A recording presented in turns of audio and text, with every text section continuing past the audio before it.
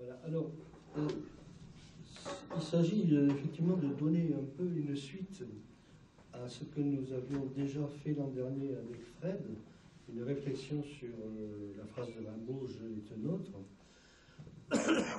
et de la prolonger dans une autre perspective, qui est celle de la relation à l'intérieur, avec les autres, à l'intérieur de la société. Et donc là, ça concerne aussi notre vécu en tant que citoyen. Et en même temps, une manière de voir comment un seul terme, celui de sujet, peut recouvrir des sens assez différents, assez opposés même, de même que l'autre.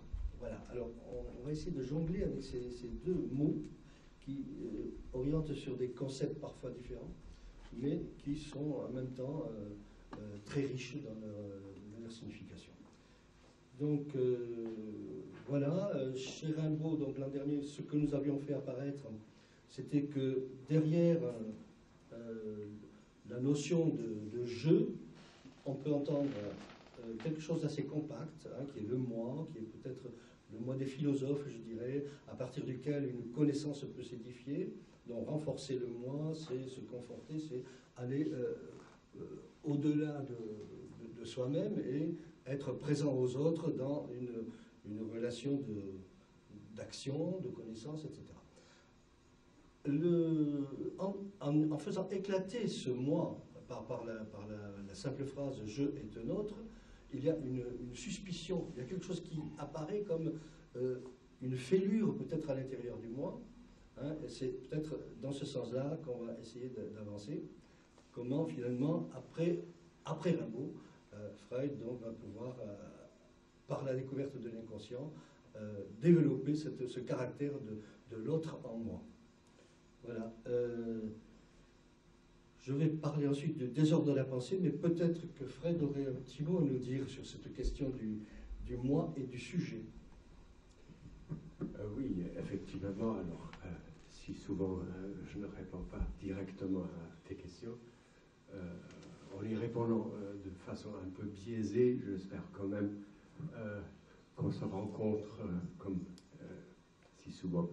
Effectivement, Jo a ouvert un véritable thème inédit de recherche pour le CEPA, le Centre européen de psychologie clinique et de psychanalyse, pour lequel nous travaillons. Et la question de la primauté de l'autre, bon, semblait être une question assez connue en psychanalyse et relativement épuisée, un peu comme la gravité en physique expérimentale. Or, à la lecture des textes de Jo et après nos discussions, je me suis aperçu qu'il n'en est rien, qu'on est au tout début en fait de cette découverte de l'importance de l'autre et non pas seulement dans sa relation de verticalité, c'est-à-dire l'autre maternel, paternel, mais aussi sur un plan plus horizontal, les frères semblables. C'est ça que Jo a pointé, et c'est là-dessus où je me permettrai de critiquer un tout petit peu mes pères spirituels, Freud et Lacan, qui se sont quand même beaucoup plus basés sur des rapports verticaux. Pardon. Et, bon, ensuite, il y a une démarche extrêmement intéressante sur le plan intellectuel, mais aussi sur le plan de l'engagement, je dirais, politique, dans le bon sens, le sens étymologique du terme, vivre avec l'autre dans la cité, dont Jean va nous parler, je pense. On va essayer de suivre quand même le plan, le tracé que je vous ai proposé pour la fiche, là, et pour ce travail. Le premier point, donc, on reprend sur Rimbaud et le désordre de la pensée, et premier point, la logique du désir. Donc, le désordre de la pensée, c'est Rimbaud qui nous l'annonce, être dérèglement de tous les sens, et ce dérèglement de tous les sens pour aller à la recherche d'une certaine vérité, hein, d'une authenticité même, je pourrais dire, c'est ce qui apparaît dans la lettre du voyant notamment. Donc, par un immense et raisonné dérèglement de tous les sens, en fait, on bouleverse une façon de penser. Non seulement on bouleverse notre aptitude à créer, hein, notre capacité à utiliser nos sens, et ça concerne effectivement surtout les artistes, mais en même temps, il se développe comme une déconnexion par rapport à notre logique de la vie, hein, et l'artiste, le poète ou le peintre, eh bien, ils ont un autre schéma de fonctionnement, peut-être, hein, que celui qui nous amène, disons, celui de la pensée cartésienne, pour faire un peu court. Donc, la logique du désir, en fait, c'est celle qui va apparaître dans cet autre du jeu, qui est énoncé dans « je est un autre ».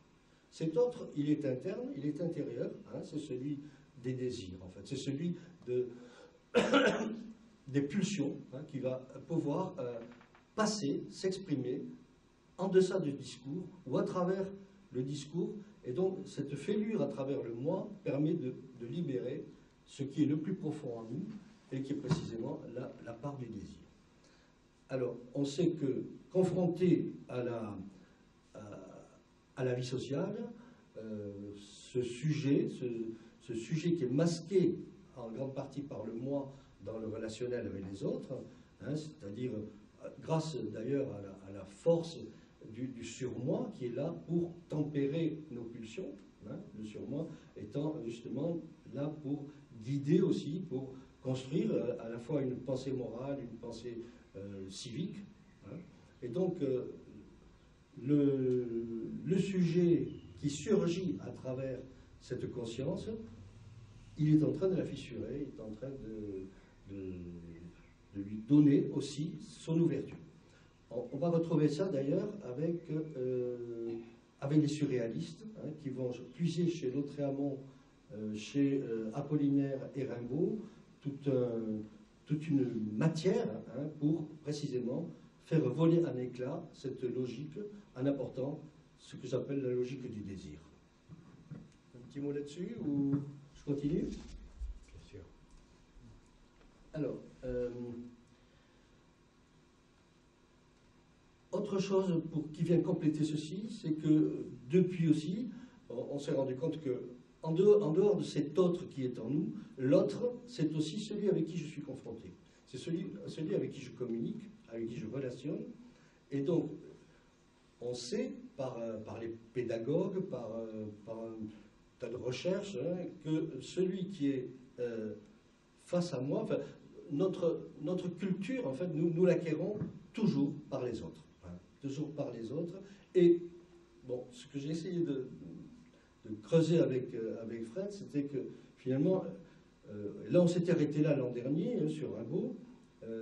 On s'était arrêté à ce point, dire que l'autre, il est aussi un sujet. Donc, être sujet avec son grand autre en deçà et avec l'autre juste devant moi.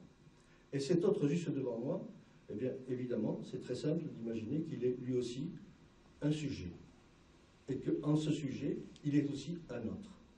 Et donc, on voit la complexité du relationnel entre les gens au niveau des contacts sociaux, au niveau des contacts amoureux, au niveau des contacts conflictuels.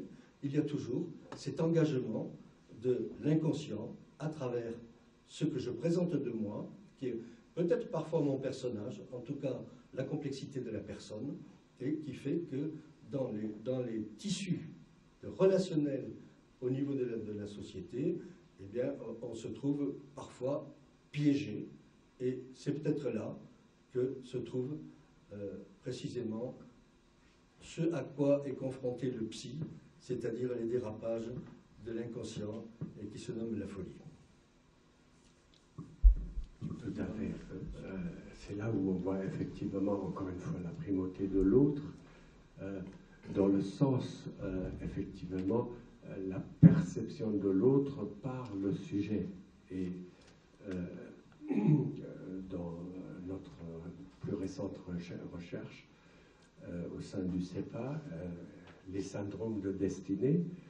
On est, après plusieurs années de recherche, bien sûr, assidue, on est arrivé à la conclusion que le plus souvent, ces syndromes trouvent leur source dans l'absence de métaphorisation des affects ambivalents entre la mère et l'enfant. Cette métaphorisation doit d'abord être donnée par l'enfant, par la mère, avant de pouvoir être repris à son compte par l'enfant.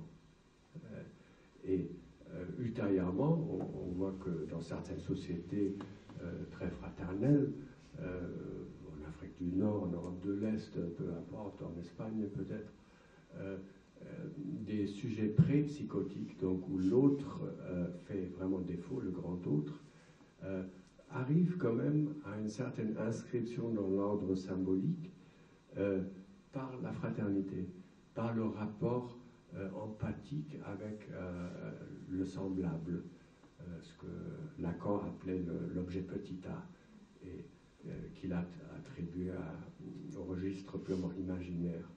Alors soit c'est imaginaire, mais ça permet quand même de faire la courte échelle au sujet en souffrance, d'accéder à un lien symbolique à l'autre.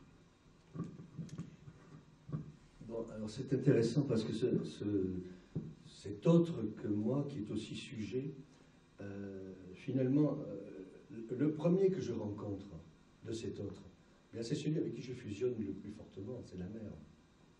Voilà. Et c'est à partir de là que je peux devenir sujet, précisément. Et c'est le détachement qui permet cette construction. Alors, je vais faire un petit écart, un petit détour par un psychiatre, un psychanalyste qui s'appelle François Tosquay. J'en ai déjà parlé l'an dernier. Et c'est quelqu'un qui avait découvert en quelque sorte la pédagogie institutionnelle déjà pendant la guerre d'Espagne, pendant la retirade, puisqu'il était sur le front de l'Èbre, et qu'il était jeune à cette époque-là, donc évidemment, et après il s'est retrouvé dans un camp, dans le Gers, je crois, et ensuite on lui a proposé de travailler à Saint-Alban, en Lozère, où précisément il y avait un centre d'éducation, de traitement de l'aliénation mentale. Et donc, ce qui a été réalisé à Saint-Alban est absolument remarquable, puisqu'il s'agissait non plus d'enfermer, d'aliéner le fou, mais de lui ouvrir les portes et de lui faire se révéler dans le fonctionnement du centre lui-même. Et donc, c'est là que se découvre toute une thérapie particulière, essentiellement à partir du langage, mais aussi à partir de la création, du faire, de se comporter et de participer, de participer au quotidien dans cet univers. Donc ça, c'est effectivement un peu quelque chose de nouveau à ce moment-là. On sait que c'est aussi dans cet endroit qu'il y a eu pas mal de résistants qui sont passés, et notamment le poète Paul Éluard. Voilà. Et alors l'idée de Tosquay, de François Tosquay, c'est que l'inconscient, il est en fait, il y a une fonction du langage. Et tout le monde, une fonction du langage qui est première, mais en plus de cela, il y a la fonction poétique du langage. Et cette fonction poétique du langage, c'est ce qui fait qu'on peut rapprocher le discours du poète de celui du fou. Alors, je préfère lire ce qu'il écrit lui-même. Il dit ne considérons pas les poètes comme des fous, mais plutôt les fous comme des poètes qui n'ont pas su faire de leur vie le poème indispensable pour résoudre le nœud archaïque de leur tourment. Voilà. Bon, moi, c'est vrai qu'il y a une certaine complexité à pénétrer là-dedans, mais si j'essaie de l'interpréter à ma façon, je vais dire que le discours caché, le discours en fait qui va émerger ensuite au cours d'une psychanalyse, par exemple, qui va émerger sous la forme des rêves, sous la forme de certains fantasmes, etc. Et donc qui va se révéler et que le psychanalyste devra interpréter. Ce discours-là, il est à l'état disjoint, dans notre cerveau, et il s'agit en fait, alors pourquoi est-ce qu'il est plus puissant que ce qui permet la relation avec les autres? Eh bien, ça, c'est peut-être l'énigme de ce qu'il vient d'expliquer à partir de la relation à la mère, à la relation ensuite au père, etc. Donc, peut-être on va pouvoir approfondir là-dessus. Mais en tout cas, sur cette fonction poétique du langage, il ne faut pas s'étonner que parfois la poésie soit difficile à lire et à comprendre, à interpréter, parce que justement, on y retrouve ces éléments de sens cachés, de sens refoulés souvent, hein, et que à ce moment-là, le rapprochement entre les deux, entre le discours du malade, disons, qui va émerger dans la cure psychanalytique ou dans d'autres relations, hein, et en même temps le discours du poète. Si tu veux rajouter un mot sur ce lien, justement, sur la fonction politique. Oui, effectivement, hein, c'est propre au langage aussi, c'est-à-dire de pouvoir juxtaposer des champs sémantiques théoriquement incompatibles et de provoquer du nouveau, un sens inédit. Donc, de produire des effets inconscients qu'on n'aurait pas pu provoquer autrement que par, justement, cette juxtaposition d'éléments totalement distincts. Alors, je vais passer à un autre point, celui que j'ai intitulé le paradigme amoureux ou l'illusion de la fusion en l'autre. Dans un premier temps, j'étais amené à me dire, tiens, pourquoi pas parler de la passion, grandeur et misère de la passion. Et ça m'a amené à essayer de voir comment les philosophes ont toujours été bien encombrés par ce terme, parce qu'il ramène à l'instinct animal, l'homme, ce qu'il y a d'humain, ce qu'il y a d'animal en l'homme, voilà, etc. Donc, ce qui est passionnel, c'est ce qui est négatif. Hein. Souvent, on le ressent comme ça. Pas du tout, elle me dit. Bon. Pas tous les philosophes.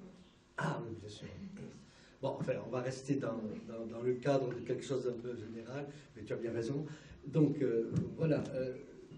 Disons que, quand même, cet aspect, aussi bien chez Descartes que chez Pascal, par exemple, vous trouvez cette façon-là, hein, mais la passion, c'est peut-être quelque chose qui nous renvoie à la terre, qui nous renvoie à notre côté animal, alors que, évidemment, la raison, hein, c'est ce qui va permettre de se prononcer en tant qu'être humain. Voilà, donc il y a une sorte de misère de la passion, hein, qui fait, grandeur et misère de la passion, je dis, qui fait que, on est bloqué par nos pulsions parfois, parce que, justement, on peut, si on veut réaliser quelque chose en toute transparence et en étant reçu par les autres, il faut qu'on soit un certain personnage, il faut qu'on soit une certaine représentation de soi, qu'on ait une certaine représentation de soi, et justement ce côté passionnel risque de le ternir. Et puis il y a quand même un côté aussi extraordinaire de la passion, c'est justement que c'est lui qui nous pousse à réaliser des choses merveilleuses. Donc la passion, alors j'ai un souvenir, lorsque j'étais élève, je devais avoir 14 ou 15 ans, élève de 3e, j'avais fait un devoir, une rédaction, et je l'ai encore dans la tronche, ce truc-là. Hein. J'avais écrit une phrase du genre celui qui n'a pas de passion, ça n'a pas de sens. La vie de quelqu'un qui n'a pas de passion n'a pas de sens. Voilà. Et évidemment, je m'étais fait carrément corrigé en rouge, et je m'en souviens encore. Donc c'est que vraiment c'était une baffe.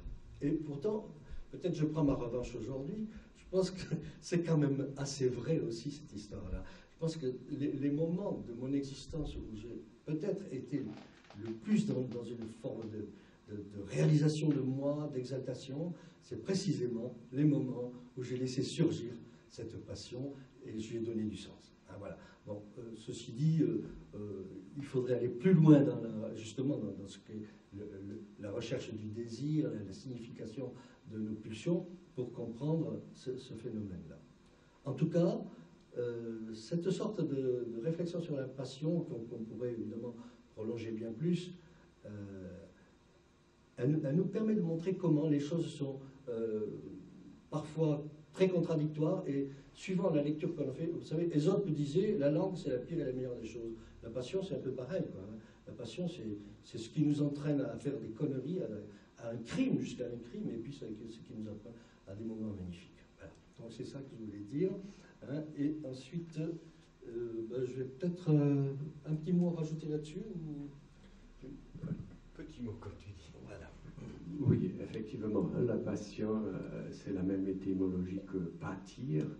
Et dans la passion, on est malheureusement souvent en position d'objet. Hein. Même si ça peut apporter des moments délicieux, on est plus dans la position de celui qui subit. Donc, quand je dis objet, c'est syntaxique, hein, c'est complément d'objet. Le chasseur tue le lion, donc on est en posture du lion, donc peu enviable. Ouais, vas-y. Tu veux le micro ou pas? Je sais pas.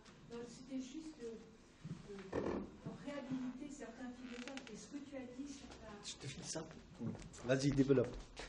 Ce que tu as dit sur ta rédaction, en fait, je pense que tu étais rousseauiste sans le savoir à 14 ans, parce que Rousseau avait dit mieux vaut se perdre dans la passion que perdre sa passion. Et donc, à la fin du XVIIIe et puis après au XIXe siècle, il y a une réhabilitation de la passion chez les écrivains et chez les philosophes. Bon, Rousseau, il est les deux, donc c'est bien. Et par exemple, alors le grand exemple, c'est Hegel, qui disait que rien de grand ne s'est jamais accompli dans le monde sans passion.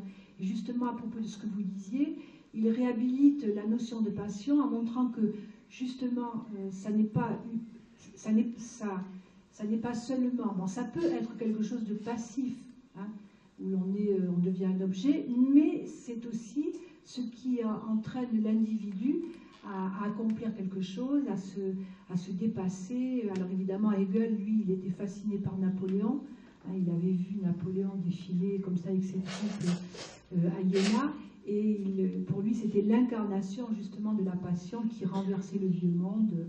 Mais c'est vrai qu'il y a un basculement qui se fait au XVIIIe, enfin dans la deuxième moitié du XVIIIe, avec Rousseau, avec Voltaire aussi, qui a dit quelque chose comme la passion, c'est le vent qui pousse les voiles de la vie, enfin quelque chose comme ça. Je pense qu'avec Nietzsche aussi, on va trouver... Voilà, alors Nietzsche, c'est plus tard, hein, Nietzsche, c'est la deuxième moitié du XIXe, mais il y a quelque chose qui se passe. Et puis, et donc c'est vrai qu'il y a cette ambivalence de la passion, passion subie ou passion active, hein, passion où l'on se révèle, où on agit.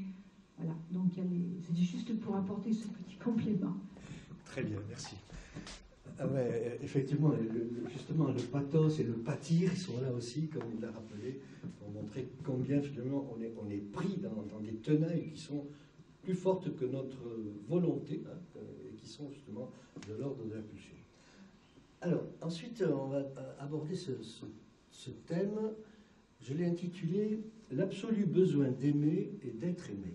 Alors là, je vais lui filer la parole parce que quand même, je crois qu'on est en plein dans le problème majeur de la relation à l'autre, d'un sujet à l'autre. Alors, d'un sujet à l'autre, je l'ai intitulé comme ça, et non pas d'un sujet à l'autre, parce que, à la fois, il ne s'agit pas d'avoir ce qui nous intéressait n'était pas de voir comment les gens pouvaient relationner entre eux de l'un à l'autre, mais en fait de montrer comment, dans notre relation avec les autres, on a en priorité une relation avec son propre grand autre, c'est-à-dire son inconscient.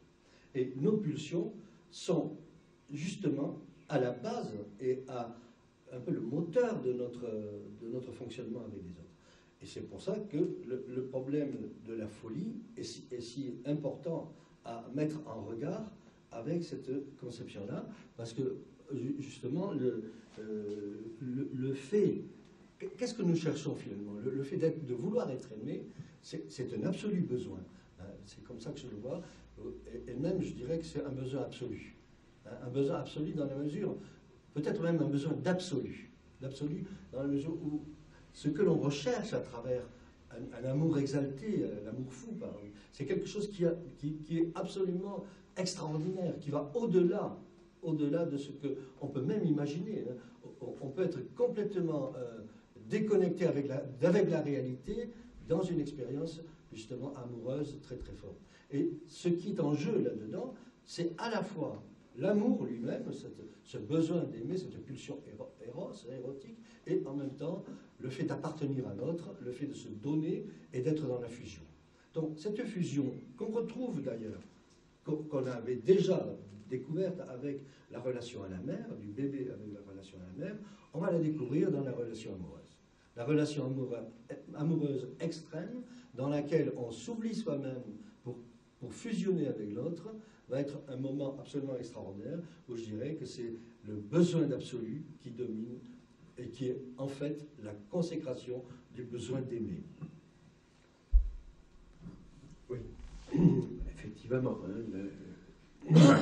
ça ouvre beaucoup de questions et on peut parler de ce besoin absolu d'amour, certes, mais il peut aussi traduire, disons, une stase du sujet, pardonnez-moi, une stagnation du sujet dans un espace archaïque qui n'a pas été symbolisé, où on ne lui a peut-être pas donné assez d'amour, ou un amour trop violent, ou ce que Lacan appelait l'énamoration, donc le vacillement entre la haine et l'amour, sans jamais bien le métaboliser et mettre des mots dessus, qui peut amener à une régression vers ce que j'appellerais le moi idéal avec Freud, qui est l'instance psychique issue du besoin de plaire à la mère. Et là, ça peut devenir, pour le psychologue, pardonne-moi, problématique, effectivement, si on est prêt à tout pour obtenir ce besoin, cet amour de l'autre, ça peut renvoyer à une faille très très ancienne, un déficit à la fois affectif et symbolique. Mais heureusement, l'artiste a des moyens de se débrouiller avec ça. L'artiste. Bon, ouais, moi je ne suis pas encore à vouloir parler de l'artiste. Je voudrais simplement revenir un peu quand même là-dessus sur ce besoin d'aimer et sur. Alors j'ai parlé de l'amour fou comme un absolu du besoin d'aimer. Il y a d'autres situations qui sont à noter aussi. Par exemple, la jalousie.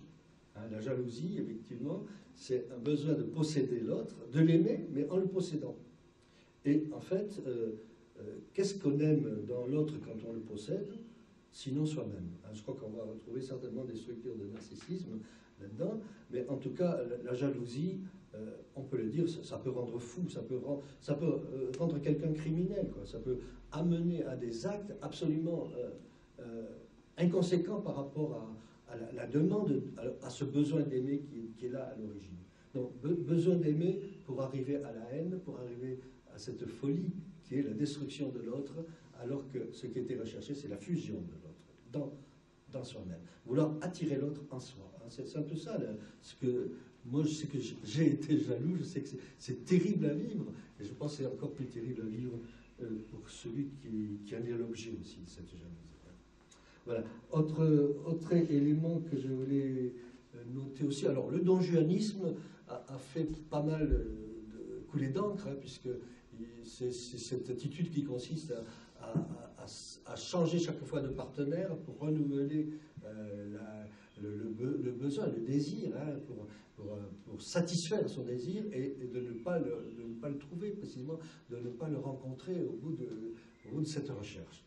Donc là, je pense qu'il y a encore peut-être une indication que pourrait nous apporter le psy, en ce sens que si cette recherche qui s'épuise, plutôt qui n'arrive pas à trouver sa satisfaction, c'est peut-être parce qu'à l'origine, il y a un manque par rapport à un relationnel très profond, qui est celle du sujet par rapport à l'autre, à son grand autre. Oui, juste une petite chose par rapport à Don Juan, parce qu'en psychologie, on s'aperçoit souvent que c'est un symptôme qui est censé nous prémunir contre le syndrome de Don Quichotte, donc le romantisme, qui serait une tendance proprement suicidaire, du moins sur le plan psychique. Et certains hommes, surtout, qui se... pour la femme, c'est un peu plus compliqué l'histoire, mais pour l'homme qui se sert de ce comportement-là, de Don Juan, il ne s'agit pas tellement, en règle générale, de la quête d'un véritable désir, mais surtout d'éviter le désir d'absolu, qui pour lui serait un risque mortel. Donc, en passant d'une femme à l'autre, il évite justement ce risque-là. Pardon-moi pour cette parenthèse. Pourquoi ça serait mortel? Donc ça, c'est pas général. Hein. Ça, c'est effectivement, il y a certains individus qui sont prédisposés à ce type d'absolu, c'est-à-dire de placer, comme le dirait Kundera, Milan Kundera, leur désir au-dessus de la vie sur leur échelle de valeur. Et donc, lorsqu'ils rencontrent l'objet de leur désir, et que ça se passe mal, eh bien, c'est le suicide. Et je soupçonne que Jacques Lacan faisait partie de ceux-là, parce qu'il l'a soigneusement évité. Il faut rester désirant. La personne va rester désirante. C'est l'hypothèse de Jo, et qui est juste aussi. Ça concerne beaucoup de personnes. Oui. Et si on veut rester désirant, on va vers quelque chose de mortel. Si on reste désirant, sans arrêt désirant, on est comme dans une relation avec une femme. Alors, oui, le terme de désir, effectivement, prête beaucoup à confusion, donc moi je l'utilise comme un terme technique en psychanalyse. Le désir est issu du manque, hein, c'est-à-dire de la perte de la mère, finalement. Hein. Et donc, c'est la seule chose que nous ayons. On peut tout perdre, sa maison, sa voiture, tout, sauf son désir. C'est ce qui nous constitue comme sujet, hein, et ce qui nous relie à l'autre aussi. Mais pardonnez-moi juste pour rectifier ça, parce que c'est assez délicat. Jo a raison. Pour beaucoup de sujets, il s'agit d'entretenir leur désir. Donc là, effectivement, c'est aussi une façon de l'entretenir. Le même symptôme peut avoir différentes fonctions. Et pour d'autres, ce dont je viens de parler, il peut au contraire servir à ne pas s'approcher de ce désir-là, qui serait mortifère. D'accord ? Pour les uns, au contraire, il n'y a pas assez de désir, donc il faut l'entretenir. Pour les autres, c'est trop violent. Le symptôme étant le même, hein, mais les causes totalement différentes. Est-ce que finalement, ce genre de comportement ne serait pas une façon peut-être d'éviter les maladies d'amour, c'est-à-dire tomber dans des maladies qu'on caractérise par, qu'on appelle la folie, comme psychose, névrose, perversion, qui sont justement des comportements dans lesquels on va être piégé à ce moment-là. Alors le donjuanisme, peut-être il évite cela. Tout à fait. C'est ça ? Tout à fait. Alors, oui. Pourquoi alors les maladies d'amour, si tu peux nous parler La psychose, peut-être les différences. De mon point de vue, toutes les affections psychiques sont des maladies d'amour. Hein. Toutes, sans exception. Bon, les psychoses, oui, sont les plus graves.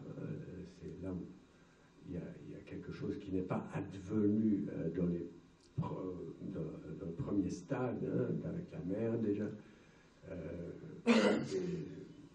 ni avec le père, les séances de rattrapage avec les frères non plus. Donc, effectivement, hein, c'est ça qui nous préserve contre l'angoisse. L'angoisse étant l'expression de l'affect, du premier affect pur, qui traduit notre rencontre avec nos propres pulsions. Donc, le bébé, quand il vient au monde, c'est une boule d'angoisse. Et la mère, en le berçant, en le tenant, elle absorbe ces angoisses. Hein. Surtout si en plus elle met quelques mots sur le ressenti de son enfant. Hein. Et plus tard, bien sûr, dans la névrose également, hein, quand dans l'Oedipe ça se passe mal, quand il y a une rivalité entre la fille et la mère, ou le fils et le père, etc. Encore des maladies d'amour, hein, toujours. Tout à fait. Bien, on va passer sur un troisième point, là, qui est, j'appelais ça la figure de l'autre comme source d'aliénation. Donc, cette aliénation, ce concept, on le rencontre à plusieurs niveaux de notre culture, quoi, plusieurs centres d'intérêt. Et finalement, si on veut partir d'une définition générale, on va dire que la première façon d'être aliéné, c'est de s'aliéner soi-même, c'est de se lâcher, d'abandonner sa caractéristique précisément de sujet pour être la chose de l'autre. Chosification, c'est-à-dire je deviens un objet pour l'autre. Et finalement, je m'efface en tant que sujet. S'aliéner, c'est donc abandonner sa condition de sujet pour devenir, et alors c'est là que c'est intéressant, c'est que je deviens la chose de l'autre. C'est intéressant pour l'autre, et c'est aussi parfois intéressant pour moi, parce qu'au moins on peut se reposer sur cette sorte d'abandon de soi. Parce que être sujet, se construire une personnalité, être un moi, c'est aussi un effort, c'est quelque chose qui est sans arrêt un arrachement à cette sorte de pathos dont il parlait tout à l'heure, et donc il s'agit toujours d'aller au-delà de ce qu'on a déjà construit. Et cet au-delà de ce qu'on a déjà construit, on va le trouver dans la difficulté de la relation avec les autres et leur grand autre, hein, comme il disait, et puis en même temps, finalement, ça pose en fond le problème essentiel de la liberté. C'est-à-dire que si je m'aliène et que c'est confortable, il y a une chose que j'oublie, c'est que je ne suis plus moi-même. Hein, et je ne suis plus le sujet de cette action. Donc voilà, l'aliénation. Donc, on peut la voir à travers, point de vue sociologique, point de vue marxiste, par exemple, hein, l'aliénation dans le travail. On le connaît déjà à partir de Hegel, puisque dans la dialectique du maître et de l'esclave, l'esclave abandonne sa force de travail, toute son existence, en fait, au maître, mais comme c'est lui qui travaille, hein, la dialectique, c'est justement ceci, comme c'est lui qui fait le travail, eh bien, c'est par ce mouvement-là qu'il se libère de sa servitude et qu'il devient le maître du maître. Bon. Chez Marx, c'est un peu plus compliqué, puisqu'il dit, enfin, pas plus compliqué, mais il dit, ça c'est idéal, et en réalité, pour que l'ouvrier se libère, eh ben, il ne suffit pas qu'il travaille. Hein, parce qu'on peut continuer à travailler toute sa vie dans une totale aliénation, dans une totale dépendance du patron. Donc il s'agit c'est par la lutte des classes, c'est par la révolte, c'est par la praxis révolutionnaire qu'on peut se désaliéner justement de la condition d'ouvrier. Et bon, aliénation, donc voilà le terme. On comprend très bien qu'il s'agit de s'abandonner en tant que moi, en tant que sujet, et que ce que je donne de moi, en me rendant objet, eh bien, ça devient une baudruche, ça devient quelque chose de creux, quelque chose qui est en manque. Alors, peut-être je vais laisser la parole à Fred pour nous parler de l'aliénation mentale. Alors, hein, c'est-à-dire en quoi celui qui est aliéné, autrefois on disait, ils sont dans une asile d'aliénés, hein, c'était ça. Qu'est-ce que c'est qui caractérise justement le fait d'être aliéné mental? Je préfère le laisser parler. Oui, effectivement, le concept d'aliénation a plusieurs significations en psychologie. Tout d'abord, une signification structurante, c'est-à-dire la condition d'accession à une position de sujet, donc de bonne santé mentale, si vous voulez, c'est d'abord de s'aliéner dans l'image de l'autre, c'est-à-dire de se confondre avec la mère, ce que Lacan appelait le stade du miroir. Donc, première condition, c'est déjà une aliénation. Deuxième, c'est de s'aliéner dans le langage, dans le symbolique, pour pouvoir accepter le manque. On nous donne un mot, la belle affaire. Mais, comme disait Lacan, là où je pense, je ne suis pas. Hein? Donc, effectivement, on s'aliène dans le langage. Deuxième condition, pour accéder à une relative bonne santé mentale. Et ensuite, il y a une autre acception du mot, c'est effectivement l'aliénation. C'est lorsqu'on n'a pas ces deux premières aliénations structurantes. Aliénation, quand on se trouve, alors, de mon point de vue, en place d'objets. Car les structures psychotiques, perverses, névrotiques, c'est toujours intéressant comme diagnostic, mais ça ne nous avance pas pour soigner un patient. C'est quand on considère l'axe du sujet vers l'objet qu'on peut amener un patient à la guérison, ou en tout cas à un mieux-être, à réduire ses symptômes. Hein. C'est à un niveau plus profond que les structures, que je considère déjà comme défensives. Et l'aliénation, dans ce sens-là, ça serait vraiment la position de l'objet, hein, où on a directement affaire à son vécu pulsionnel, sous forme d'hallucination, de délire, etc. Donc, corrélativement, bien sûr, une aliénation sociétale, puisqu'on se retrouve relégué à l'hôpital psychiatrique et exclu, mal considéré par la société, etc. Alors là, ça nous permet de passer peut-être à ce nouveau point, l'aliénation mentale et le rapport avec la société comme fabrique de la folie.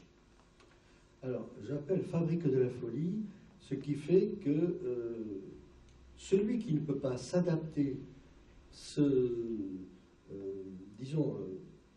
s'intégrer à ce qui lui est proposé sur le plan social, il peut se révolter, il peut péter les plombs, comme on dit. Donc, on est dans le cas de figure de l'aliénation mentale, peut-être. Et, par exemple, Artaud disait se suicider de la société. Hein, se suicider de la société. Je crois qu'on ne peut pas isoler le cas du malade mental du contexte social. Voilà. Alors, est-ce que toi, par exemple, qui as affaire à pas mal de gens qui sont atteints d'addiction, tu rencontres ce phénomène, est-ce que le terme de fabrique de la folie te convient ou est-ce qu'il n'est pas trop fort? Oui, là encore, oui. Il est vrai dans une certaine mesure. Effectivement, j'avais fait une enquête il y a quelques années sur la considération dont bénéficiaient entre guillemets, les sujets scotchés. Alors, c'est des gens qui souffrent de troubles chroniques consécutifs à l'usage d'hallucinogènes, pardonnez-moi. Scotché, c'est plus court. Voilà, donc, qui ont pris du LSD, la mescaline ou la psilocybine, les trois grandes classes d'hallucinogènes, et qui ne sont pas redescendus de leur voyage. D'accord. Donc, il y a toute une catégorie de gens notamment dans le département de l'Hérault, où ils ont créé 16 communautés, c'est quand même pas rien, et totalement exclus et mal vus par la société. Donc au bout d'un moment, ils ont vraiment quitté la ville, mais aussi au sens de la cité, de la civilisation, pour se retrouver seuls dans des granges, enfin, pas tout à fait seuls, parce que ça leur est insupportable. Et là, oui, on peut dire quand même le regard de l'autre a augmenté leur souffrance, voire peut-être leur pathologie. Ça, c'est à voir au cas par cas. D'accord. On peut peut-être, du coup, essayer de pénétrer ce nouveau volet, puisque l'an dernier, on n'a pas du tout abordé, c'est celui de la morale. C'est-à-dire, comment... alors, moi, je pars de l'idée qu'il y a une sorte de complicité entre la morale et le pouvoir, et comment l'idéologie peut se trouver au fondement d'une morale qui est celle de la morale des autres. Voilà. Alors, finalement, la morale qu'on nous apprend, puis on veut nous l'apprendre à l'école, on veut nous l'apprendre au catéchisme, on veut nous l'apprendre dans tous les registres de la société, c'est celle aussi de la famille. Il s'agit de respecter les autres, bien sûr, mais au-delà de ça, le comportement qu'on attend de nous, c'est quand même quelque chose qui reste dans le conditionnement, dans l'asservissement, et qui empêche peut-être de libérer complètement ces pulsions. Donc, est-ce que là,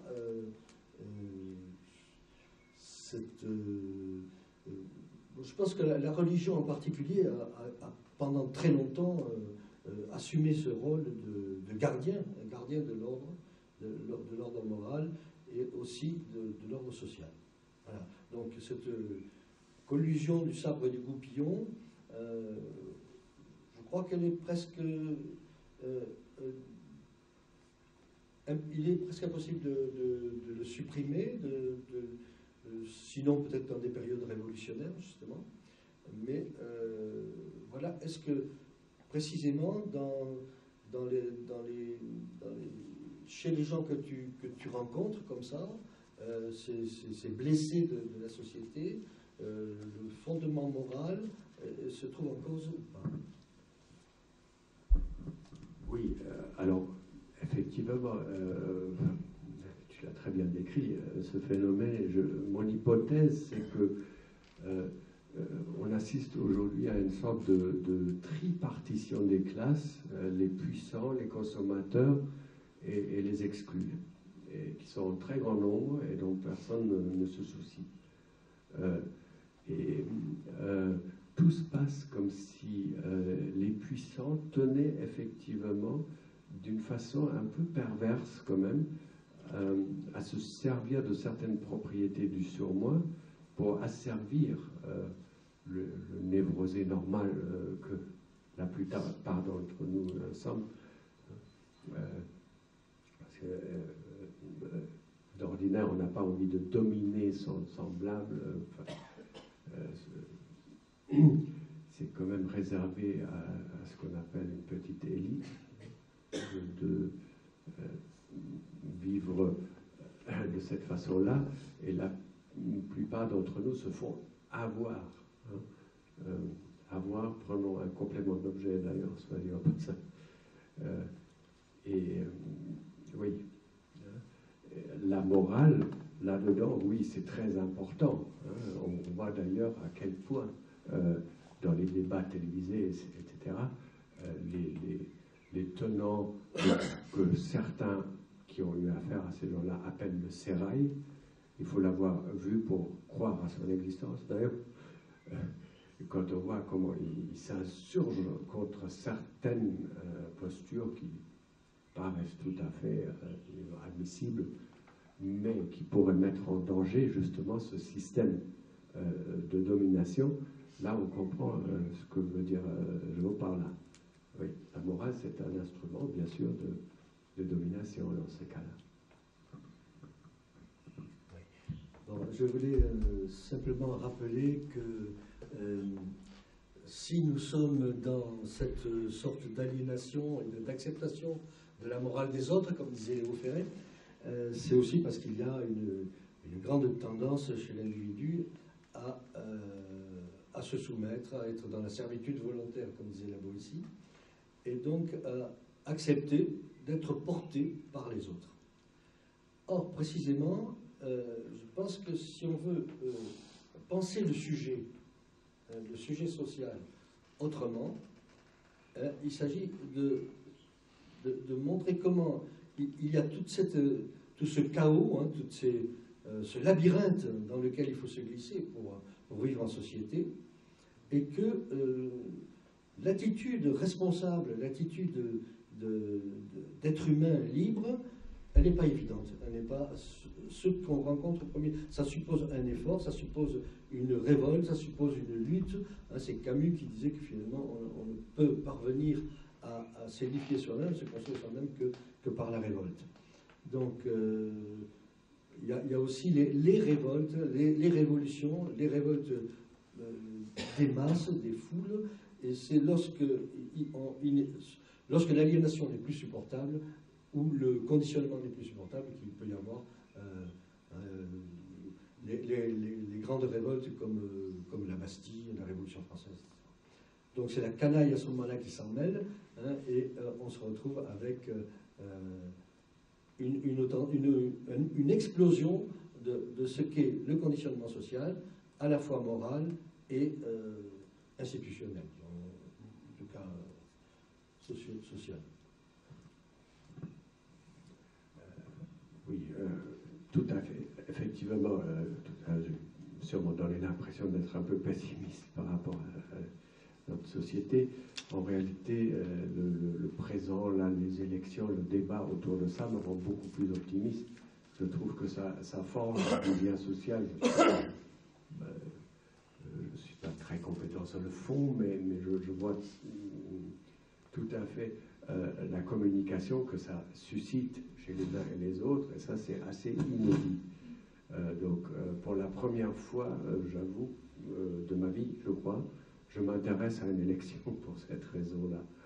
Et là, il y a du mouvement dans le bon sens, une révolution peut-être nouvelle, d'une nouvelle forme, non violente, très certainement, parce que la France a vu de toutes les couleurs et elle est mûre pour ce type de révolution, mais c'est une opinion très personnelle. D'accord, c'est intéressant, effectivement, on est juste à la veille d'un premier scrutin, donc après tout ce qui s'est passé, tout ce qui est du point de vue de la moralité inacceptable, c'est sûr que on peut se poser un certain nombre de questions. Et comment se fait-il qu'il soit encore question de pouvoir voter pour des gens qui sont dans cette situation, qui ne font pas qui ne nient pas d'ailleurs leurs exactions morales, mais qui continuent à faire de la morale encore. Alors, c'est là effectivement qu'on se trouve devant un cas de figure absolument étonnant. Autre chose qui me semble intéressant, c'est je pensais à l'humanitaire, par exemple, hein, puisque l'humain, l'humanité, tout ça, ce sont des approches qu'on peut avoir en tant qu'individu, et certains ont fait le choix de se porter au secours des autres. Hein, on peut parler d'ailleurs de l'abbé Pierre, par exemple, des gens qui, à un moment donné, au niveau de la révolte, ont besoin, Coluche, hein, de construire une autre façon de relationner avec les gens. C'est ce que j'appelle une nouvelle éthique, ce que j'appelle une éthique fondée sur la générosité, et qui, à ce moment-là, fait fi précisément du conditionnement moral, des règles, etc. On bafoue les règles, on les refuse, et on en crée de nouvelles, on se fonde sur une autre conception de la relation aux autres. Alors,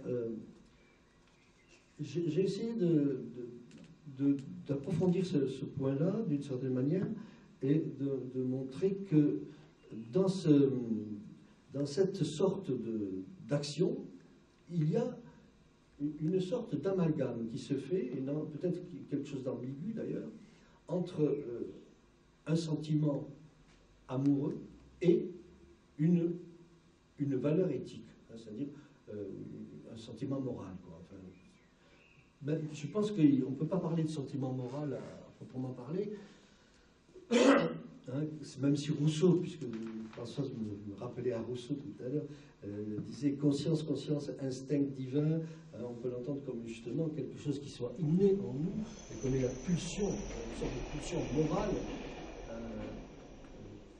Il me semble que c'est très difficile à soutenir que toute morale est acquise par l'éducation et au contraire par l'apprentissage de la vie avec les autres.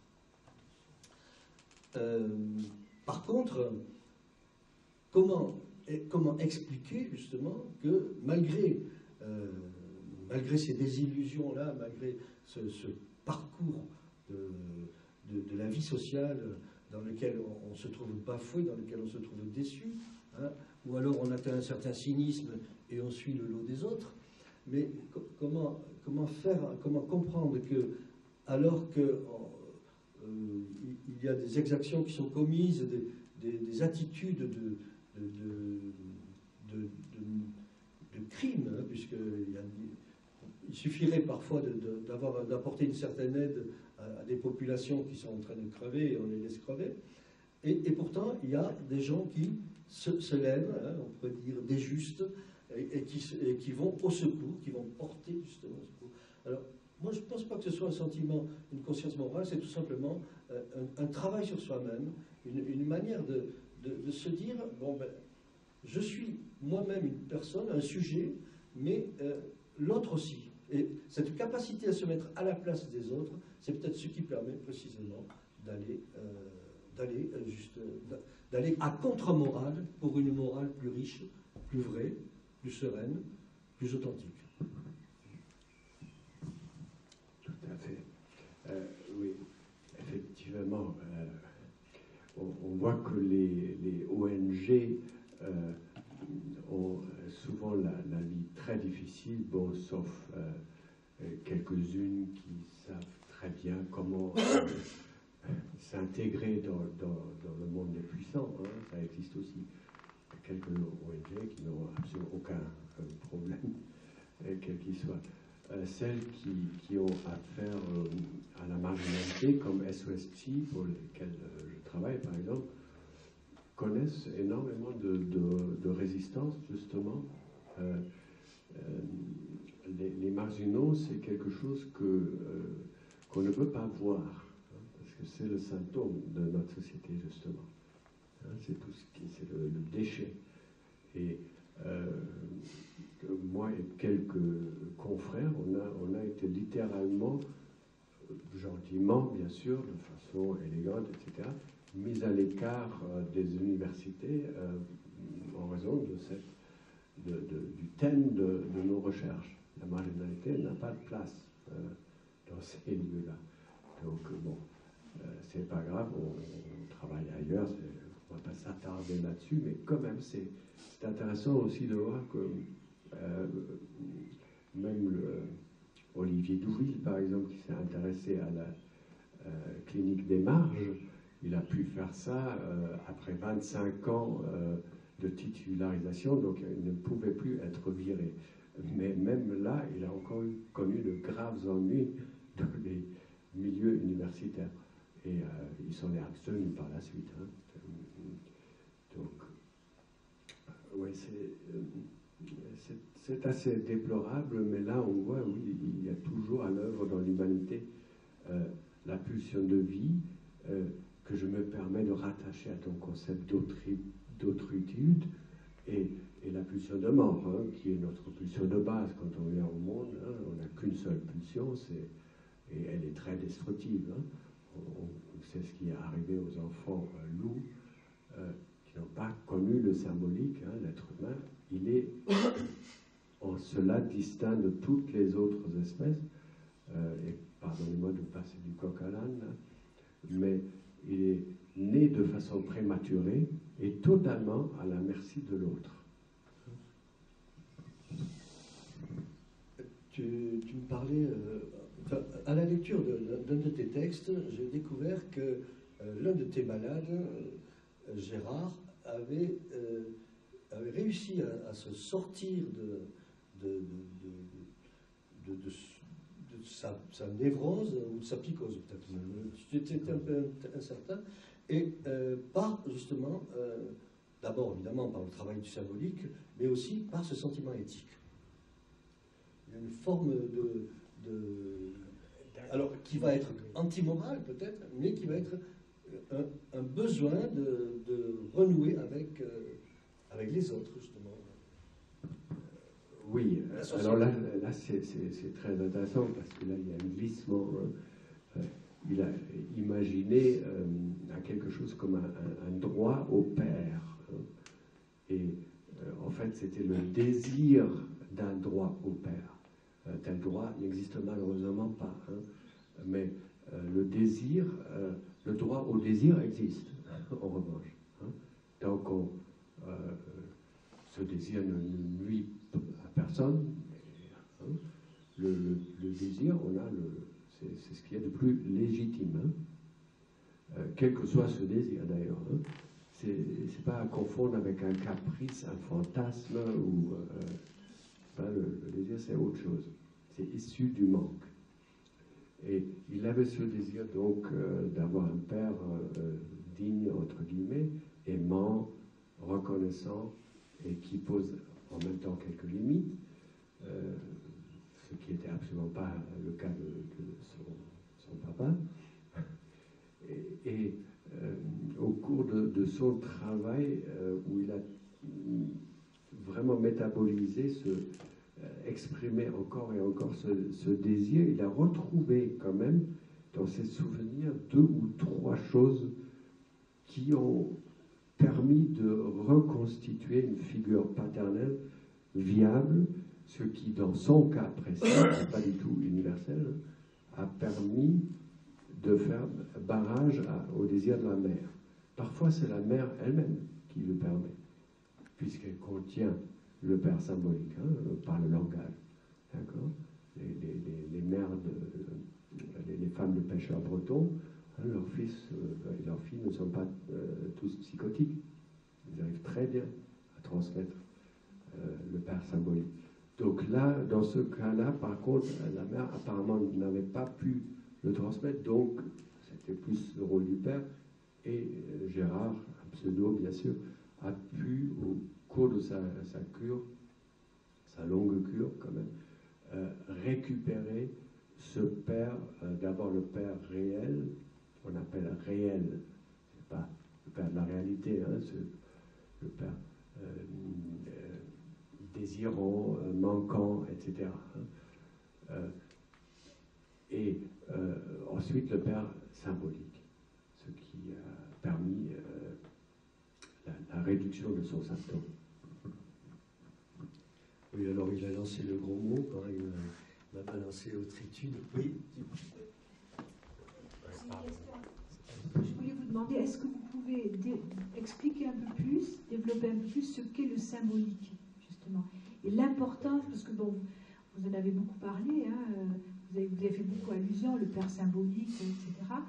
Et est-ce que vous pouvez développer un peu le symbolique et son importance, justement, dans la construction de l'enfant? Voilà.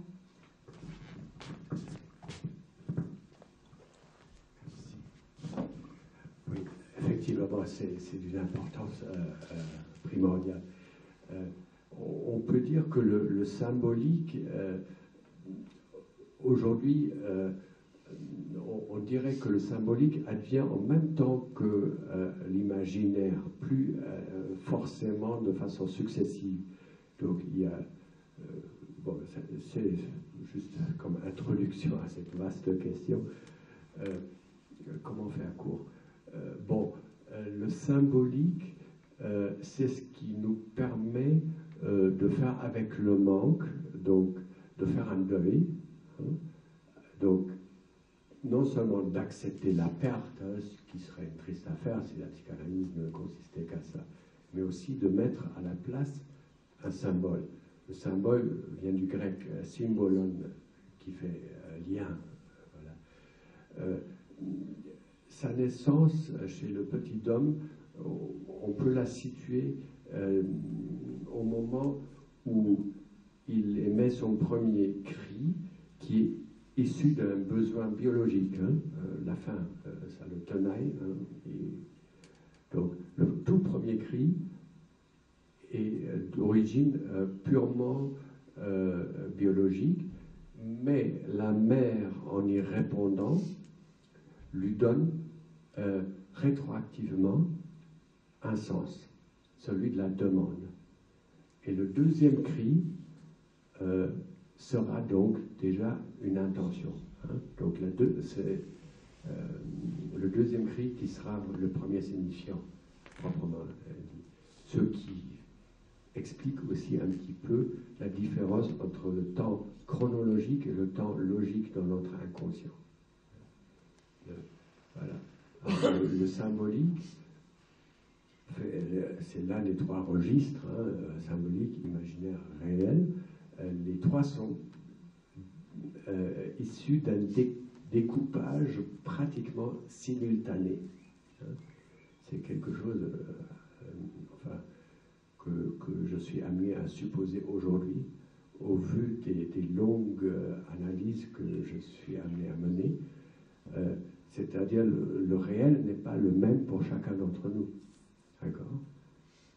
Une fois de plus, le réel, c'est plutôt le pulsionnel, mais son découpage résulte de celui de d'autres registres, imaginaire et symbolique.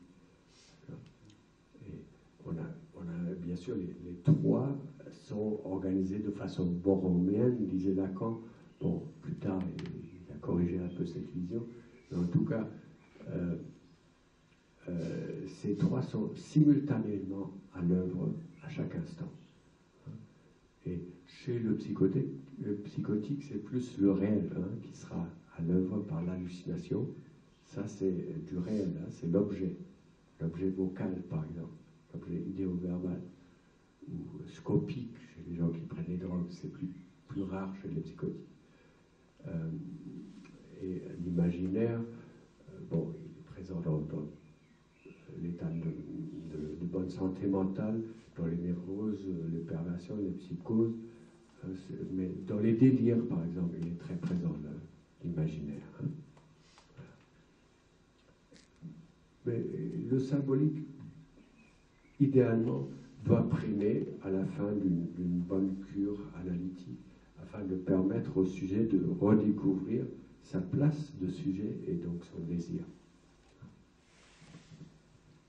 Si je me permets, ce qui permet ce travail du symbolique, c'est le passage par le langage. Tout à fait. Tu peux développer ça ? Oui, tout à fait. Alors, effectivement, Lacan disait l'être humain, c'est un par-l'être. Donc, il est vraiment pris dans le langage. Et là, il y a quelque chose d'assez mystérieux. On ne sait pas, on ne connaît pas l'origine des langues. Tout se passe comme si elles étaient apparues d'un seul coup, car, on ne sait pas, il y a à peu près 100 000 ans, quelque chose comme ça, car on n'a jamais découvert de proto-langue, donc de langue intermédiaire entre une langue primitive. Il n'y a pas de langue primitive. Toutes les langues sont aussi compliquées, aussi complexes les unes que les autres. Et c'est ça qui nous permet de dire oui, c'est du symbolique, c'est-à-dire se mettre à la place de l'objet, de faire accéder à l'acceptation de la perte. Voilà, bon, on va terminer peut-être avec ce... Alors, il m'a